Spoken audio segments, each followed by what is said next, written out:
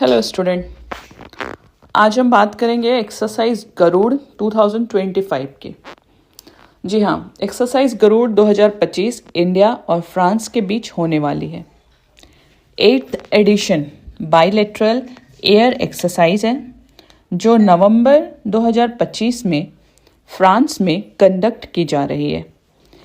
ये exercise Indian air force और French air and space force यानी कि FASF के बीच होती है। ये एक्सरसाइज दोनों कंट्रीज के एक रियलिस्टिक ऑपरेशनल इन्वायरमेंट में टैक्टिक्स और प्रोसीजर को रिफाइन करने का मौका देती है, जिससे इंट्रोऑपरेबिलिटी स्ट्रांग होती है। इंडियन एयर फोर्स इस एक्सरसाइज में Su-30 MKIA and C-17 Globemaster 3 और IL-78 जैसे एडवांस एयरक्राफ्ट के साथ पार्टिसिपेट कर रही है। अब सवाल यहाँ ये उठता है कि इस गरुड़ सेशन क्या मैटर करता है, why it matters for us, right? तो ये exercise India France strategic partnership को और स्ट्रॉन्ग बनाती है, स्पेशली इंडो पैसिफिक रीजन में जहाँ ग्लोबल रीअलाइनमेंट चल रही है। इंडिया के लिए ये एयर फोर्स की मॉडर्नाइजेशन और मल्टी डोमेन कैपेबिलिटीज़ बढ़ाने का इम्पॉर्टेंट स्टेप है। इसके साथ ही डिफेंस डिप्लोमेसी के थ्रू इंडिया अपनी स्ट्रैटेजिक ऑटोनॉमी और ग्लोबल क्रेडिबिलिटी को इन्हांस करती है।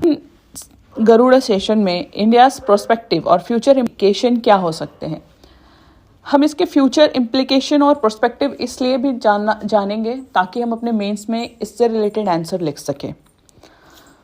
तो इसमें इंडिया के लिए ऐसा एक्सरसाइज टेक्नोलॉजी और ऑपरेशनल एक्सपीरियंस का गैप कम करता है। इसके साथ ही स्पेशली जब पार्टनर कंट्री एक एडवांस एयरफोर्स हो तो इससे इंडिया के वेस्टर्न पावर के साथ स्ट्रैटेजिक ट्रस्ट बढ़ता है, स्पेशली US, जापान, ऑस्ट्रेलिया और फ्रांस जैसे इंडो पैसिफिक पार्टनर्स के बीच।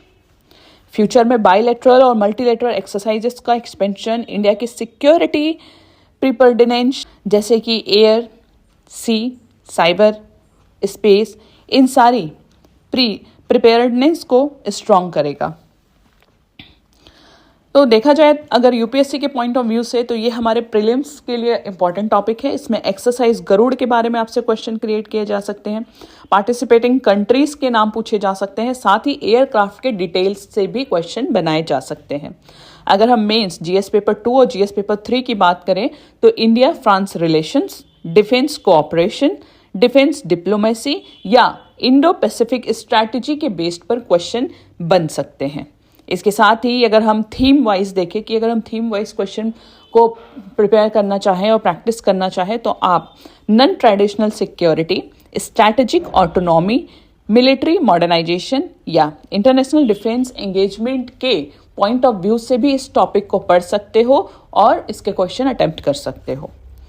साथ ही क्वेश्चन हमारे साथ ये भी है कि why this topic is important for UPSC.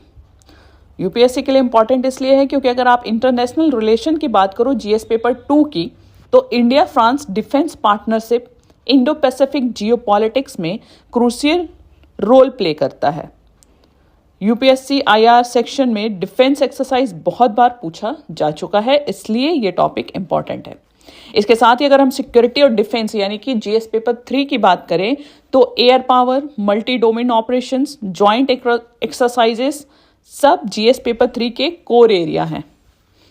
इसके साथ ही अगर हम प्रीलिम्स ट्रेंड की बात करें तो यूपीएससी रेगुलर बेसिस पर मिलिट्री एक्सरसाइज पूछती है, जैसे गरुड़ है, वरुण है, डेजर्ट नाइट है, युद्ध अभ्यास है, मालाबार एक्सरसाइज है। तो ये सारे पे क्वेश्चन पूछे जा चुके हैं प्रीलिम्स पे, इसलिए भी ये टॉपिक इंपॉर्टेंट है।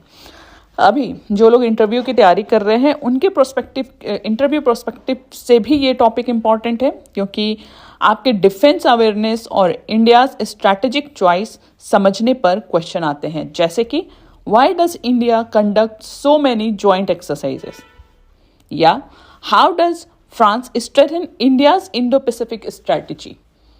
तो अगर आप इस टॉपिक को पढ़ के जाते हैं तो आप इजीली इस तरीके के क्वेश्चन को कवर कर सकते हैं। प्रीलिम्स से रिलेटेड आपके सामने कुछ क्वेश्चन स्क्रीन पे दिख रहे हैं, आप देख सकते हो, जैसे कि exercise Garuda is conduct between India and which country, right. 4 country के नाम दिए जा सकते हैं। Indian air force Su-30 MKI often appears in news. It is manufactured by which of the following, ठीक है। तो इसमें भी 4 ऑप्शन आपके बन जाएंगे। इसके साथ ही which of the following exercise involve India and France. अब इसमें मालाबार एक्सरसाइज लिखा जा सकता है, गरुड़ा लिखा जा सकता है, वरुणा लिखा जा सकता है। तो अगर आप इस टॉपिक को पढ़ रहेंगे तो आपको पता होगा कि इसका करेक्ट आंसर गरुड़ है। इसके साथ ही जीएस पेपर 2 और 3 पर मेंस के क्वेश्चन क्रिएट हो सकते हैं, जैसे कि discuss the significance of defence cooperation in strengthening the Indians bilateral relation, examine the India's Indo-Pacific strategy in context of changing the global power equation, or how do joint military exercises improve India's defense preparedness, right? तो ये आपके कुछ mains के question इससे create हो सकते हैं। आप इसने अपने वर्ड में लिखकर प्रैक्टिस भी कर सकते हैं। इवैल्यूएशन के लिए आप हमारे मेल पर इस अपने आंसर को भेज सकते हैं या कमेंट बॉक्स में पोस्ट कर सकते हैं। इंटरव्यू के कुछ क्वेश्चन एक्सपेक्टेड हैं इस पर्टिकुलर टॉपिक से, जो इस तरीके के होंगे, जैसे why is exercise Garuda strategically important for India, ये आप एक्सप्लेन कर सकते हैं। इसके साथ ही how does France help India in air power capability building, right. इसके साथ ही आप इसमें एक्सप्लेन कर सकते हैं what is the role of military exercise in strengthening the diplomatic ties. इसके साथ ही और एक क्वेश्चन आपसे पूछा जा सकता है, is India moving towards western alignment और maintaining the strategic autonomy, right. इसके साथ ही क्वेश्चन आपसे पूछा जा सकता है, how do joint exercise improve the interoperability. तो ये कुछ ऐसे क्वेश्चन है जो आपसे इंटरव्यू में पूछे जा सकते हैं, जिसका आंसर आप डायरेक्ट एक्सप्लेन कर सकते हो काफी अच्छे से, अगर आपके पास पॉइंट्स है तो। आज हम इसी टॉपिक को कवर करते हैं। कल नेक्स्ट टॉपिक में हम न्यू टॉपिक के साथ मिलेंगे, जो हमारे प्रीलिम्स, मेंस और इंटरव्यू के पॉइंट ऑफ व्यू से इंपॉर्टेंट होंगे। साथ ही हम ये भी जानेंगे how it is important for India and what is the future perspective of this particular things, right. So thank you so much for today's session.